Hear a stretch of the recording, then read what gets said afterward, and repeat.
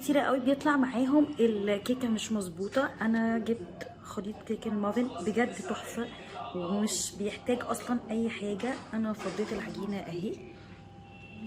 كل اللي هعمله اني هحط نص كوبايه لبن ونص كوبايه زيت وبيضه. هحط نص كوبايه اللبن اهي،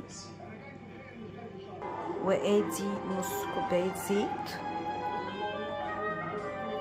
حطينا البيضه ونضربهم كلهم مع بعض، وبعد كده نحطهم في فايل صغير وبعدين هندخلهم. عملنا الخلطه خلاص كلها. هنحط شوكولاته، هي بتبقى اصلا مع العلبه، ونخلطها مع بعض بعدين ندخلها الفرن. ادي يا جماعه خليط المافن اهو، ما خدش مني اكتر من 4 دقايق. وادي العلبه عشان تبقوا عارفينها، وكلها اصلا كل المقادير هيتضاف عليها نص كوبايه لبن، نص كوبايه زيت، وبضايه، وندخلها الفرن لمده 20 دقيقه ونشوف ايه اللي هيحصل. يلا نشوف. بصور لكم انها طلعت وقعدنا ناكل منها، بس هو ده الشكل.